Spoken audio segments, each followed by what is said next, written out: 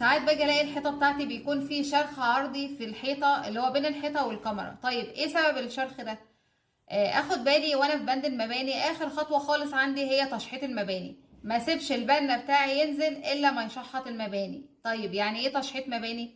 انت بعد ما خلصت اللي هو الجدار بتاعك بتلاقي في اللي هو مسافه ما تاخدش من دماغك كمان، ممكن بقى حسب الارتفاع بتاع الدور بتاعك، ممكن بقى تبقى 2 سنتي، المهم ان هي مش هتاخد طوبه كمان.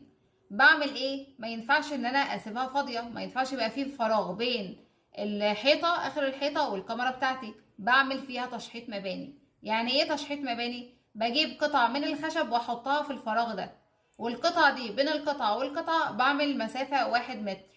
وطبعا لو هي 1 متر يعني هيفضل، لان بيكون في تماسك قوي. الفايده التانية بتاعت تشحيط المباني ان انا بعد ما خلصت الحيطه بتاعتي مثلا هي 30 مدماج، المونه بتكش معايا، بيحصل انكماش، فانا كده بضغط الحيطه مع بعضها فبيحصل تماسك اقوى. لان طبعا انا عايزه الحيطه بتاعتي تكون قويه، لان كل البنود الجايه بتكون تكسير في الحيطه، فهي لو ضعيفه اصلا ممكن تقع. تمام. فدلوقتي تشحيط المباني فايدته ان هو ما بيظهرليش شرخ عرضي. بعد كده عندك في الشقه بتاعتك بيعمل لك تماسك قوي بين الحيطه، علشان بعد كده بنود التكسير. وزي ما قلنا لازم المسافة بين الخشب والخشب يكون متر، في مثلا ممكن تبقى 2 متر، بس لو هي متر بيكون احسن.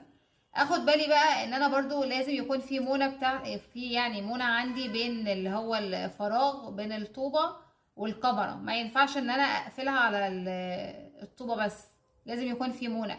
والمفروض ان اخر صف خالص بيكون طوب مصمت، واتكلمنا عن اماكن الطوب المصمت في فيديو منفصل لوحده.